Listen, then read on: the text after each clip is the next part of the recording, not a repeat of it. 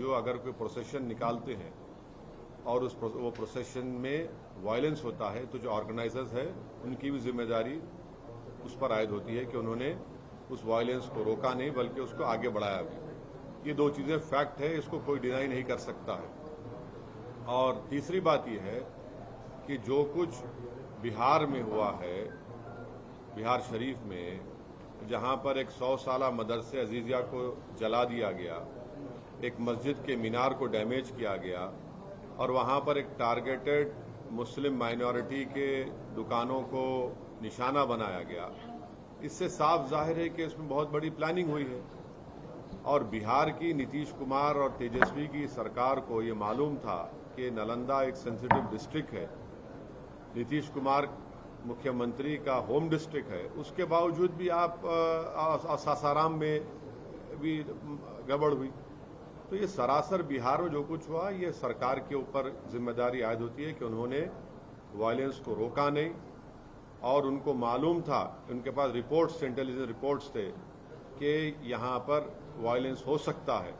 2016 में भी इस तरह का एक वायलेंस नालंदा में हुआ था और अफसोस की बात यह है कि वहां पर एक मदरसे अजीजिया को पूरा जला दिया गया। 100 साल का मदरसा, 4000 किताबें उसमें, कुरान करीम भी है, इन्हें मैन्युस्क्रिप्ट से, रेयर मैन्युस्क्रिप्ट, उसको जला दिया गया है। और आपके वहां हुकूमत की नाकामी। और आप देखिए कि नीतीश कुमार जो है उन पे कोई रिमोर्स ही नहीं है, उनको कोई तकलीफ ही नहीं हो रही उनको। कल इफ्तार की पार्टी में चले गए, टोपी सर पर पहन लिए, शॉल पहन लिए, अरे कुछ तो हमदर्दी दिखाते, गम दिखाते।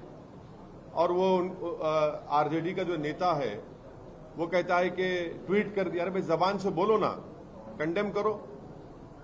तो ये पूरी खुली साजिश है कि बीजेपी इस तरह से ये जो राइट हुआ है बिहार में, उसके जरिए से वो अपना कंसोलिडेशन करना चाहते हैं।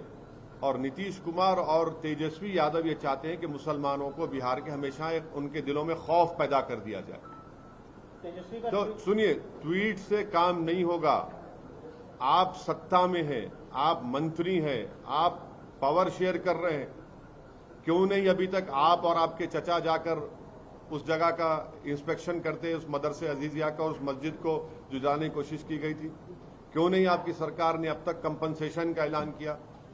क्यों नहीं अभी तक आपने उन पुलिस वालों के खिलाफ एक्शन लिया जिनकी मौजूदगी में वायलेंस हुआ? क्यों नहीं आप ये अरेस्टिंग जो लोग किए कर रहे हैं? ये तो इनकी नाकामी है, बिल्कुल सरासर इनकी नाकामी है और हम कंडेम करते हैं। और देश के होम मिनिस्टर बोलते हैं कि उल्टा लटका देंगे अगर उनकी सरकार होती। तो फिर वडोदरा में क्या हुआ? उल्टा लटका देंगे तो कर्नाटका में इदरीस पाशा को जिसने मारा उसको उल्टा लटकाएंगे होम मिनिस्टर साहब। कर्नाटका में आपकी सरकार है ना, आपका मुख्यमंत्री है।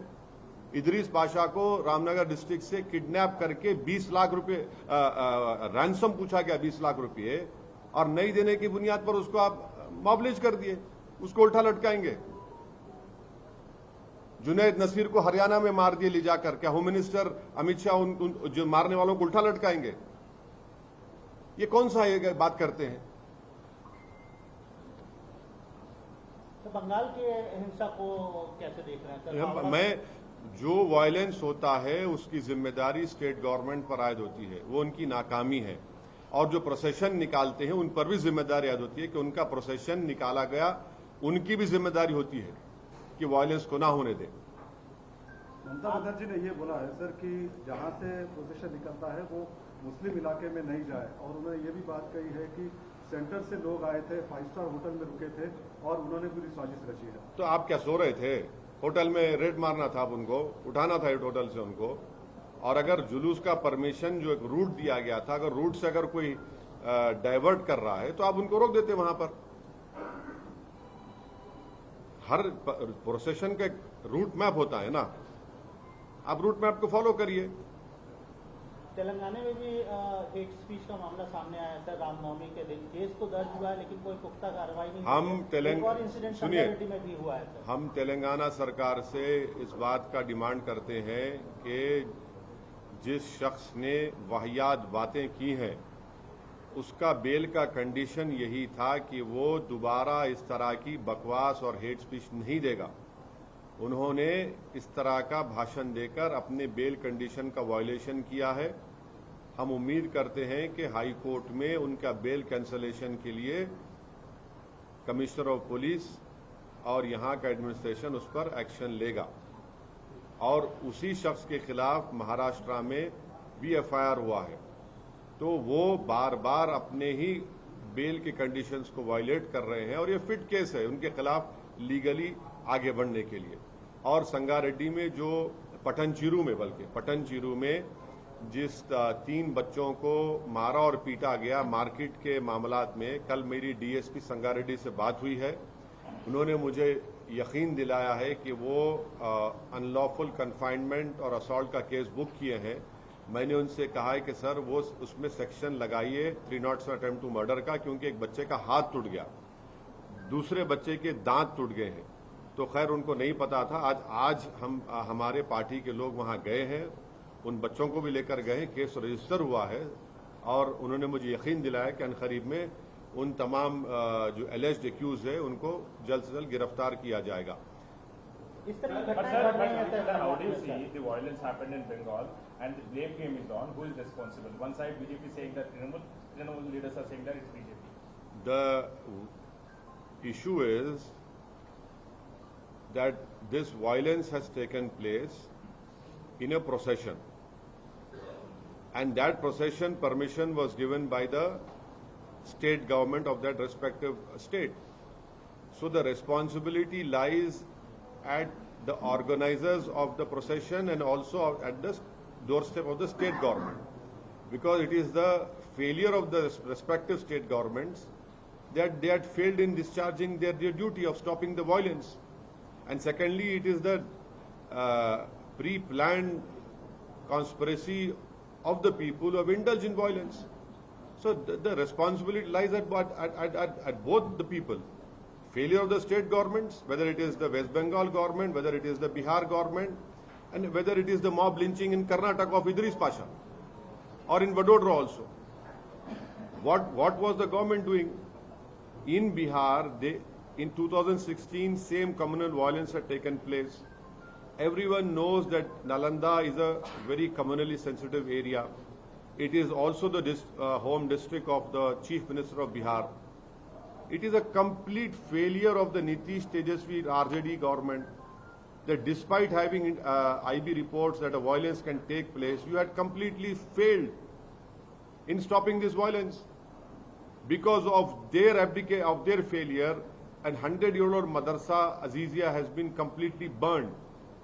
More than 4,000 books, including the holy book of Quran, has been burned.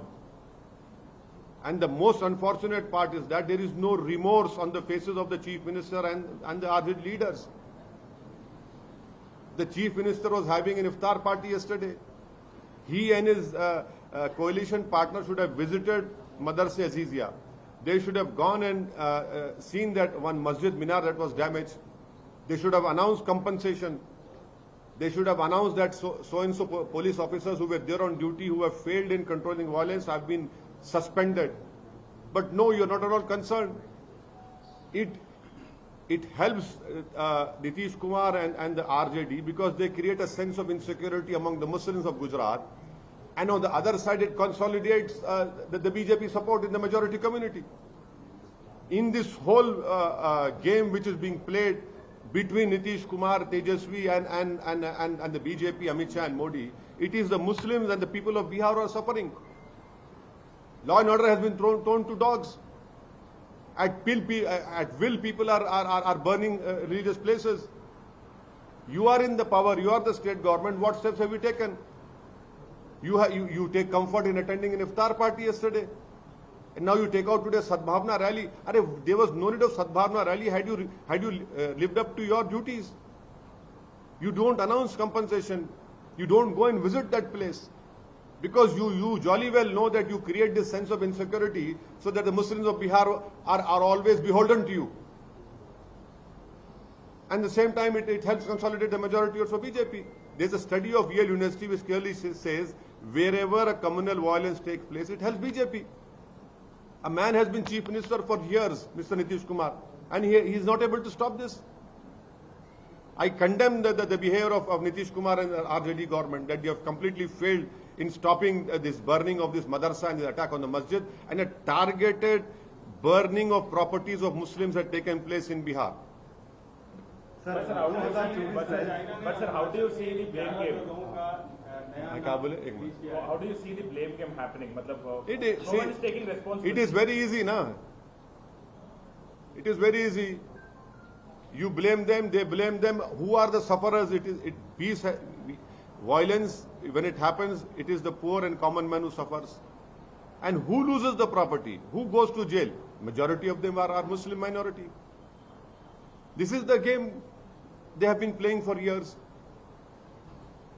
Also, sir, you are suggesting a political, basically conspiracy behind all this violence or this communal violence, sir. So you are hinting toward two particular party ruling in Bengal and opposition. I am saying in context of Bihar. In context of Bihar, which I know, that had the Nitish Kumar RJD government had decided that no violence will take place, the violence would not have happened. They have failed in controlling the violence in Nalanda. Completely failed. They jolly well know that if, because of this violence, they send out a message to the Muslims of Bihar कि देखिए BJP आतंक कर रही है, अब आप हमारे साथ रहिए. और वहां पर बीजेपी क्या करती है कि मेजॉरिटी कम्युनिटी को बोलती है कि आप अनसेफ हैं. तो दोनों का सियासी फायदा हो रहा है. नुकसान कौन उठा रहा है? गरीब उठा रहा है. किसका मदरसा जला, किसकी मस्जिद पे हमला हुआ, किसकी दुकान जली, कौन जेल को जा रहा है. यानी मुख्यमंत्री हैं और आप जबान से इसको कंडेम नहीं करते, ट्वीट करते हैं उनके अलायंस पार्टनर, इफ्तार की दावत कल खाते हैं, खजूर खाते हैं, कंपनसेशन अनाउंस नहीं करते, जाकर विजिट नहीं करते, वहां पर कुछ नहीं करते, क्योंकि मालूम ये कहां जाएगा बिहार का मुसलमान हमको छोड़कर. आप जाकर मिलेंगे? बिल्कुल. देखिए, जिस दिन मैं सत्ता में आऊंगा उस सवाल करिए मेरे से आप. मैं सत्ता में नहीं हूं. सत्ता में जो लोग हैं उन्होंने संविधान पर कसम खाई है और देश के होम मिनिस्टर बोलते हैं कि उल्टा लटका देंगे, उनकी सरकार आएगी. अरे उल्टा लटकाइए ना बिल्किस बानो के कातिलों को, रेप करने वालों को उल्टा लटकाइए. इदरीस पाशा के जो मॉब लिंचिंग हुआ रामनगर डिस्ट्रिक्ट कर्नाटका में, किडनैप करके मार दिया गया उसको. जुनैद नसीर के मारने वालों को उल्टा लटकाइए. अमित शाह साहब क्यों नहीं लटकाते आप एक तरफा क्यों बात करते हैं? आप तो भारत के होम मिनिस्टर है ना. जब आप उल्टा लटकाने की बात कर रहे हैं तो ठीक है, संविधान में उल्टा लटक जाएगा जब, बस सबको लटकाइए उल्टा आप. बोलिए. हाँ बोलिए. सर, चाइना ने अरुणाचल प्रदेश के 11 जगहों का नया नाम रिलीज किया, रिनेम करके. अब सुनिए, तफसीली सवाल सुनिए. तफसीली जवाब ये है कि यहां पर मोदी सरकार एनसीईआरटी से मुगलों की तारीख को मिटा रही है, पास को. और चाइना जो है, जिसका मोदी जी G20 इंडोनेशिया में चेयर से, कुर्सी से उठकर पलटकर जाकर हाथ मिलाए थे, एनसीईआरटी में मुगलों की तारीख को मिटाया जा रहा है और चीन हमारी प्रेजेंट को मिटा रहा है. प्रेजेंट को मिटा रहा है, हमारे नामों को. ये इसमें खुश है और चीन प्रेजेंट नामों को मिटा रहा है. तीसरी मर्तबा हो चुका है. क्यों हो रहा है? क्योंकि चीन जानता है कि देश के प्रधानमंत्री मोदी जी चीन का नाम नहीं लेंगे. दूसरा, ये सरकार फैक्ट्स नहीं बोलती. तीसरा, इनका रिस्पांस वीक है. इसीलिए इन तीन चीजों की वजह से चीन हमारे प्रेजेंट को मिटा रहा है और मोदी जी की सरकार मुगलों की तारीख को मिटा रही है. अब हम इस पर यह बोलना चाह रहे हैं कि 1653 में ताजमहल को शायद मोदी जी ने बनाया था.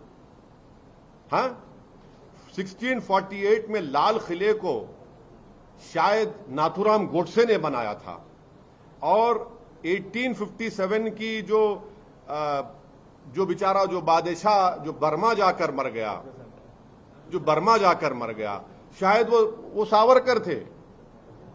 और जो 1690 में जो पूरे विश्व का 24% जीडीपी था, शायद एम्परर मोदी जी थे, इसलिए 24% जीडीपी हो गया।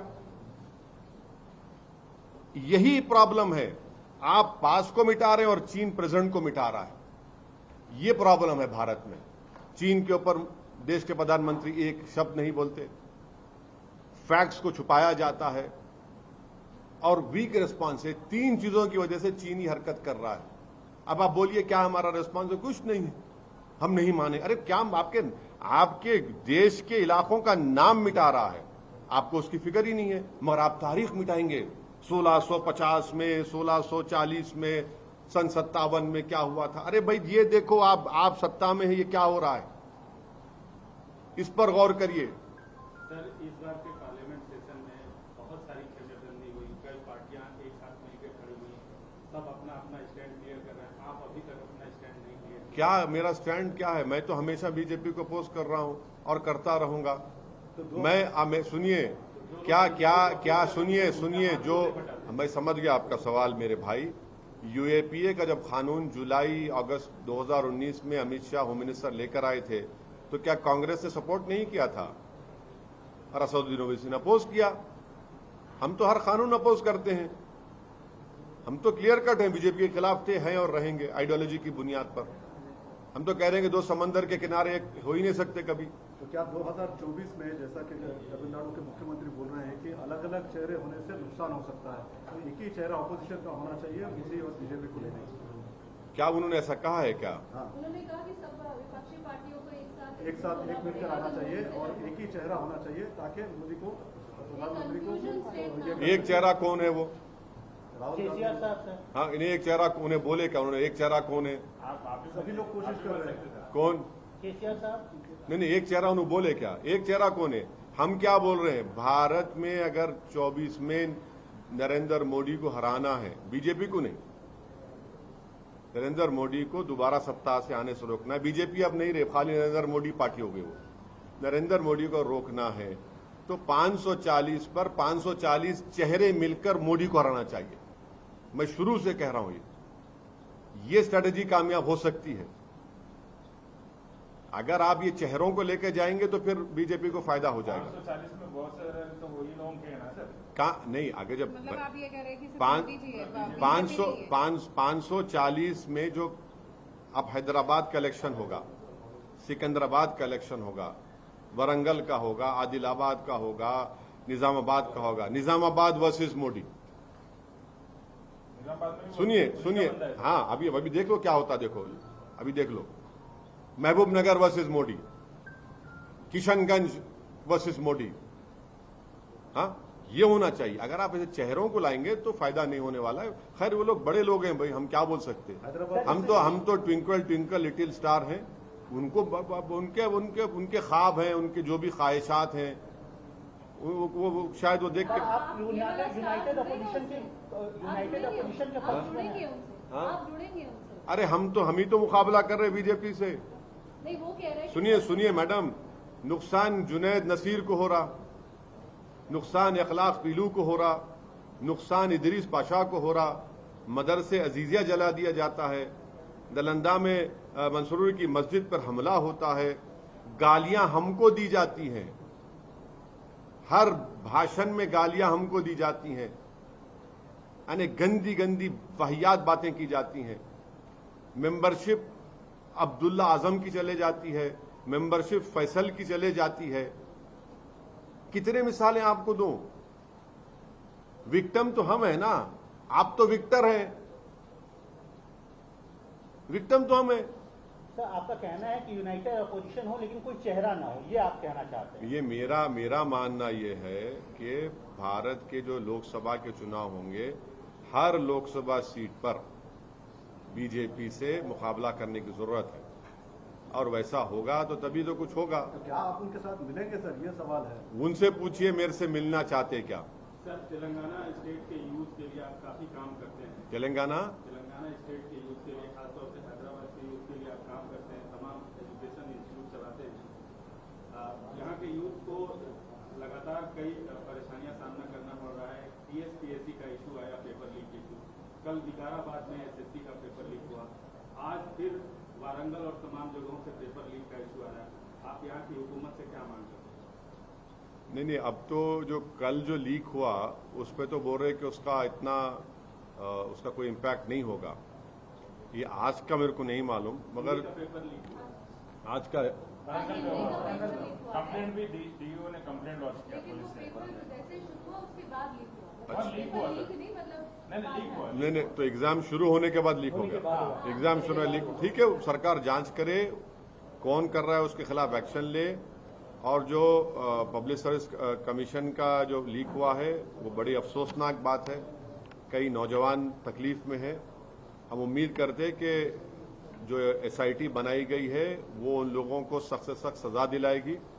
और सरकार फौरन जो ऐलान किया है, उन्होंने अनाउंसमेंट किया है कि उसका अलग पेपर किया जाएगा। यकीनन तकलीफदेह बात तो है, उन बच्चों के लिए तो बड़ी तकलीफदेह बात होगी जो बड़ी मेहनत और जुस्तजू के साथ किए हैं। मगर हम उम्मीद करते हैं कि जल्द से जल्द एग्जाम हो और इंशाल्लाह हमको यकीन है कि वो एग्जाम होने के बाद जितने भी पोस्ट नोटिफाई हुए हैं वो 2018 से पहले वो नौजवानों को नौकरी मिलेगी। ये हमको यकीन है। सर, डिस्क्वालिफिकेशन की बात आपने की है, हाँ। कुछ ही देर पहले डिस्क्वालिफिकेशन की बात की है। क्या डिस्क्वालिफिकेशन? डिस्क्वालिफिकेशन, हाँ। अलग अलग लोगों के डिस्क्वालिफिकेशन। राहुल गांधी का डिस्क्वालिफिकेशन जो चल रहा है, हाँ। कल भी आपने देखा कई सारे लोग उनके वहां पर हाँ, गए। जाना चाहिए, उनकी पार्टी का मामला है, मैं क्या करूँ। तमाम अलग दीगर पार्टियों के लोग अपनी जो सियासी अदावत है बुलाकर राहुल गांधी के साथ खड़े रहे। आपका क्या स्टैंड? अरे मैं तो देखिए, मैं उम्रा करने के लिए गया था। इम्तियाज जलील साहब ने पार्टी का स्टैंड वाजे किया है। उन्होंने कहा है कि जो राहुल गांधी के साथ हुआ है वो नहीं होना था। और वो दूसरा हमने ये कहा है कि भैया आपको ये जो आप जो गम और गुस्से का इजहार कर रहे हैं वो अब्दुल्ला आजम पर भी करिए ना। एक धरने के केस में मेंबरशिप चले गई उसकी। फैसल लक्षद्वीप के जब हुआ, जब तो कुछ नहीं हुआ, खैर अब तो उन्होंने केस लड़कर हाई कोर्ट से उनको रिलीफ मिल गया, मेंबरशिप रिस्टोर। उस वक्त भी आपने कुछ नहीं दिखाया था। हमारा बोलना यह है कि देश का मुद्दा राहुल गांधी नहीं है। मोदी जी ये चाहते हैं कि राहुल बनाम मोदी हो जाए, और हम ये चाहते हैं कि बेरोजगारी का मुकाबला मोदी जी से हो। मोदी जी ये चाहते हैं कि राहुल का मुकाबला मोदी जी से हो जाए। हम ये चाहते हैं कि महंगाई का मुकाबला मोदी जी से हो जाए।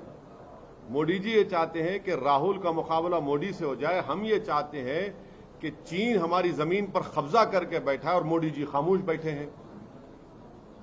ये मुद्दे हैं।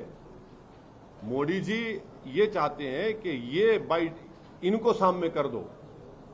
हम ये फिर से कह रहे हैं कि 24 में 540 चेहरे जब उभरेंगे तभी आप नरेंद्र मोदी को सत्ता से दूर रख सकते हैं। बीजेपी नहीं है, नरेंद्र मोदी पार्टी है ये। हम मानते हैं उस बात को।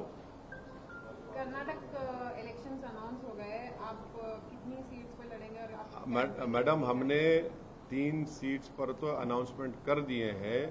अनकरीब में और भी इंशाअल्लाह ताला सीट्स का आपको अनाउंसमेंट भी कर सकते। अलायंस अगर होगा तो वो भी बता पाएंगे आप।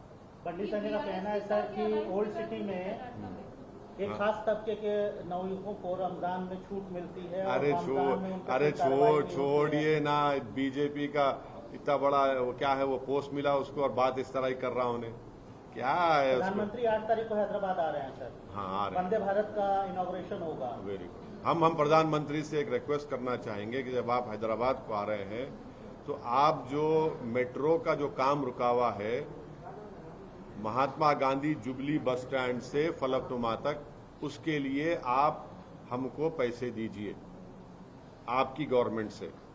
और जो एयरपोर्ट की मेट्रो का काम जो टीआरएस की सरकार ने तैयार किया है, जिसको हमारे urban development minister Hardeep Singh Puri साहब ने रिजेक्ट कर दिया है, उसको भी मंजूर कर दीजिए।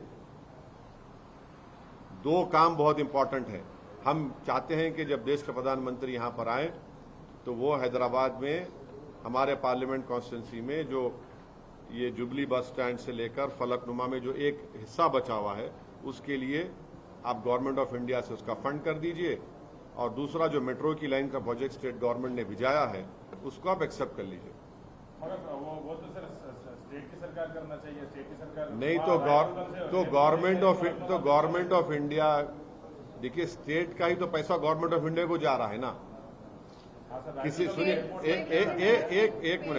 एक मिनट, किसी का जाति पैसा नहीं है, जनता का पैसा है, टैक्स का पैसा है, पर्सनल पैसा किसी का नहीं है। तो हम ये बोल रहे हैं कि जो पैसा जा रहा है आप वो दीजिए ना। यहां पर डेवलपमेंट का काम ही होगा ना। आप लोग बोलते हम बोल रहे डेवलपमेंट करिए, डेवलपमेंट का काम करवाइए, चलिए। हम ये चाह रहे हैं कि हमारे कॉन्स्टिट्यूंसी में नामपल्ली रेलवे स्टेशन को भी अच्छा खूबसूरत बनाइए। आप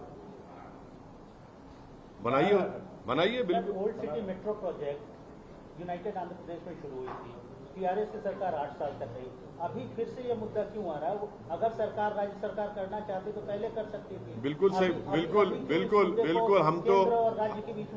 हम तो शुरू से इस बात का डिमांड कर रहे हैं कि प्लीज करवाइए। वो एक बिट बचा हुआ है, आप करवा दीजिए, हम तैयार हैं उसके लिए। तो उसके लिए फंडिंग की जरूरत है। हम कह रहे हैं कि गवर्नमेंट ऑफ इंडिया फंड कर दे। स्टेट क्यों नहीं कर रही? अरे स्टेट भी करेगा भाई, दोनों मिलकर करो ना। आप तो मेरे को बदनाम करते हैं, खाली ओवैसी खड़े होकर भाषण देता रहे। हम तो डेवलपमेंट की बात कर रहे हैं आपसे। करा दो ना भाई, आप कराइए डेवलपमेंट का काम, आप एक्सेप्ट करिए। कर्नाटक में चुनाव के लिए क्योंकि आप भी उतर रहे, तो क्या बीआरएस के साथ आप जा सकते हैं? किसके साथ? बीआरएस के साथ। बीआरएस क्योंकि वो भी कह रही है कि आएगी। देखिए हमारा मानना ये है कि के चंद्रशेखर राव बड़े श्रूड, सैगेशियस एक स्टेट्समैन है और उन्होंने तेलंगाना में जो कुछ काम किया है वो काबिल तारीफ है। यकीनन मेट्रो के काम नहीं आए, ओल्ड सिटी में होना चाहिए, बहुत से काम नहीं हुए, होना चाहिए। मगर जो बिजली का इंतजाम उन्होंने किया, जो पीने के पानी का इंतजाम उन्होंने किया, जो इरिगेशन का इंतजाम उन्होंने किया, जो उनकी सरकार ने दलित, ओबीसी और माइनॉरिटी बच्चों के लिए रेजिडेंशियल स्कूल्स खोले, वो पूरे देश में कहीं पर नहीं है। तो ये काम उनका हुआ, उसको एक्सेप्ट करना पड़ेगा। हमारा उनसे इख्तलाफ था, रहेगा। हम उनको अपोज करते थे, करेंगे, मगर जहां पर काम हुआ तो वही बोलना पड़ेगा ये काम हुआ है। सर अपोज करने की बात है, यहाँ पर स्टेट में यूनाइटेड अपोजिशन की बात चल रही है सर। कौन? शर्मिला ने कुछ किया है। कौन? वाईएस शर्मिला ने कुछ किया है सर। इस चीज को कांग्रेस बीजेपी से बातचीत हुई, आपने कुछ कहा है? मेरे से कोई बातचीत नहीं हुई और मैं इनसे नहीं बात करूंगा। मैं ममता बनर्जी ने क्यों कहा वाईएस है कि शर्मिला मैं नहीं बात करूंगा भाई, मेरी पार्टी का फैसला है। सर इन्फॉर्मेशन यह है कि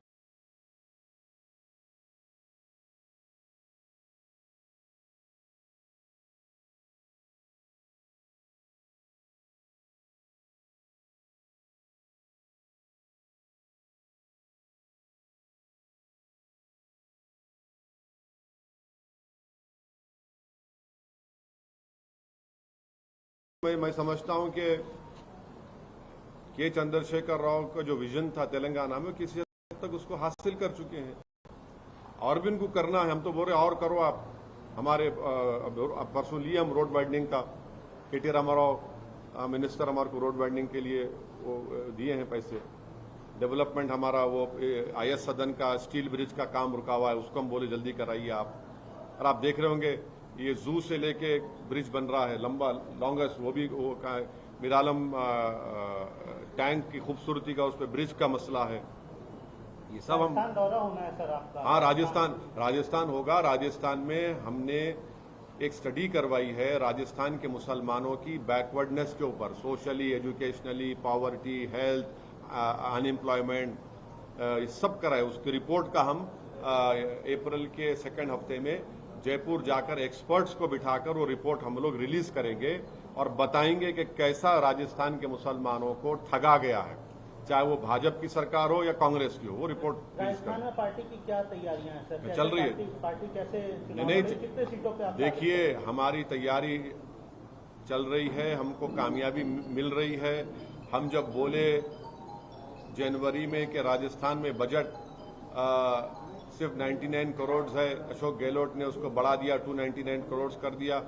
और फिर उसके बाद हम जुनैद और नसीर के घर पर जाकर मिले। मुख्यमंत्री को हमने कहा क्यों नहीं जाएंगे, उनको जाना पड़ा। हम हिसार गए, अब मुख्यमंत्री वहां पर जा रहे हैं। तो हमारा काम चल रहा है, अच्छा काम चल रहा है। हमारी टीम जमील खान साहब और पूरे हमारे कोर कमेटी के मेंबर्स बड़ी मेहनत कर रहे हैं और हम भी जा रहे हैं। मध्य प्रदेश में भी जाएगी पार्टी सर? मध्य प्रदेश में अभी हमारे को संगठन को और मजबूत करना है। अभी हम अनकरीब में हमारे उस संगठन के पोस्ट होल्डर्स का अनाउंस करेंगे, उसके बाद देखेंगे। सेंसस की बात आ रही है, उस पर वापस आ रहा है कि स्टालिन ने भी कहा कि सेंसस के ऊपर काम होना चाहिए, उसके बारे में आना चाहिए, कास्ट सेंसस जो है उसको लेकर। हाँ, कहा करवा दीजिए ना। जब आपके स्टेट में जहां आप लोग स्टेट में पावर में वहां करवा दीजिए। और जब सेंसस की रिपोर्ट आएगी तो जिस कास्ट को बढ़ के हिस्सा मिला, जो पॉपुलेशन में कम है और जो पॉपुलेशन में ज्यादा है जिनको हिस्सा नहीं मिला, उसका देंगे हिसाब। हम तो बोल रहे मुसलमानों का भी कराइए सेंसस, आप कास्ट सेंसस में मुसलमानों को उसे मुस्तस्ना मत रखिए। आप मुसलमानों में भी कास्ट है, कौन कह रहे नहीं है, बिल्कुल कास्ट है, रियलिटी है कास्ट। ममता बनर्जी जो है वो कह रही है कि हनुमान जयंती को लेकर जो है बहुत ज्यादा सचेत और सतर्क रहना पड़ेगा। देखिए, लॉ एंड ऑर्डर और पीस मेंटेन करने के लिए ममता बनर्जी को पूरी कोशिश करनी चाहिए। हम भी जनता से अपील करेंगे बंगाल की कि क्यों आप वायलेंस की इजाजत दे रहे, पीस को बरकरार रखिए, पॉलिटिकल फाइट लड़िए अपना। सर औरंगाबाद में भी हिंसा हुई सर, आपके जलील साहब के। हाँ, इम्तियाज जलील साहब को आप लोग क्रेडिट नहीं दे रहे। आप लोग तो क्रेडिट दे ही नहीं रहे इम्तियाज जलील को। हाँ, हिंसा के लिए दे दो कम से कम। चलो, अगर वो मंदिर में जाकर नहीं बैठती इम्तियाज जलील तो क्या होता था वहां पर? 3 घंटे इम्तियाज जलील बैठे रहे मंदिर के, पूरे क्राउड को भगाया वहां से। खुद पुलिस के लोग अपने व्हाट्सएप ग्रुप में बोल रहे हैं बात को कि इम्तियाज जलील अगर नहीं होते तो वहां पर हिंसा हो जाती, वहां पर बहुत बड़ी गड़बड़ होती। आप लोग सिर्फ नेगेटिव स्टोरीज को और सेंसेशनलाइज करने की स्टोरीज कैरी करते। इम्तियाज जलील पे करिए ना आप लोग।